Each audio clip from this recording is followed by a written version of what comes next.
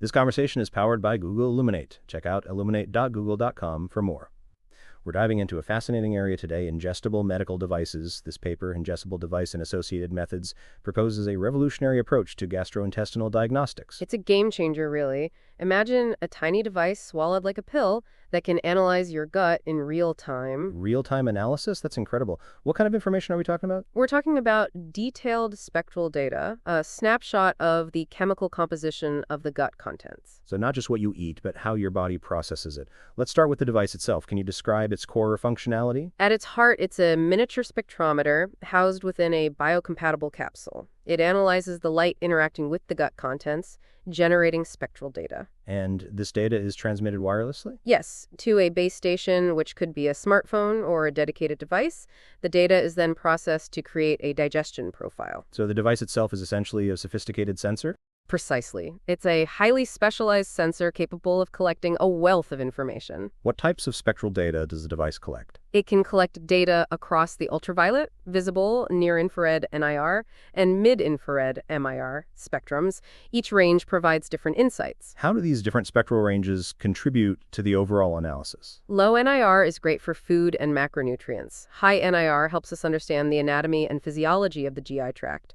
Longer wavelengths detect chemical compounds and gases. And what about hyperspectral imaging? The paper mentions that. That's a key advancement.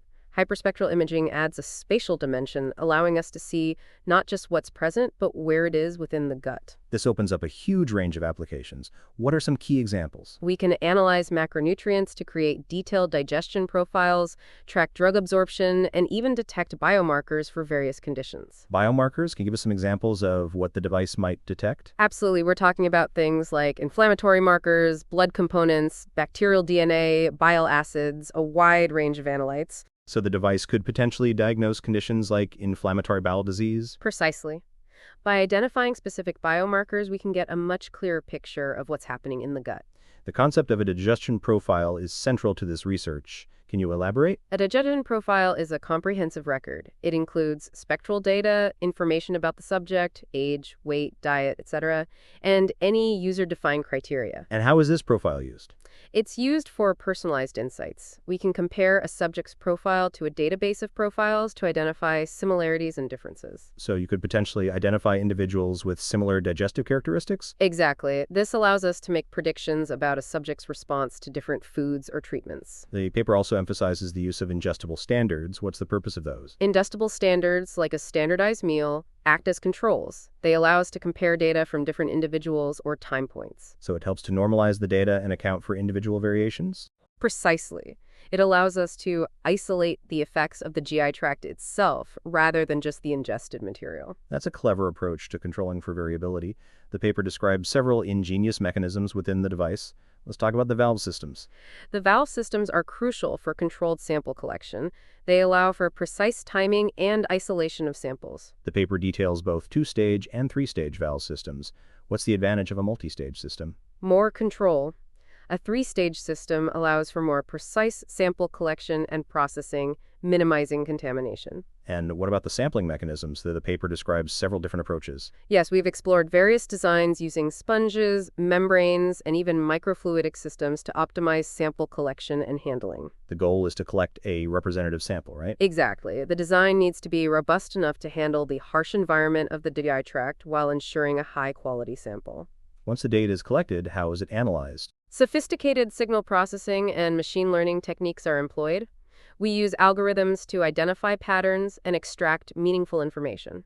What kind of information can be extracted from the data? We can quantify macronutrients, identify specific analytes, assess tissue health, and even predict drug absorption. And how accurate are these predictions? The accuracy varies depending on the analyte and the specific model used, but the results from the simulated studies are very promising. What are the potential clinical applications of this technology?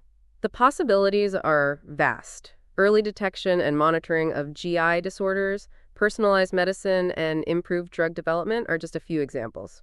What are some of the challenges in translating this technology to a clinical setting? Miniaturization, power consumption, and regulatory hurdles are significant challenges, but we're making progress. What are the next steps in this research? Further refinement of the device, Development of more robust algorithms and extensive clinical trials are crucial. And what about the ethical considerations? Data privacy and security are paramount. Absolutely.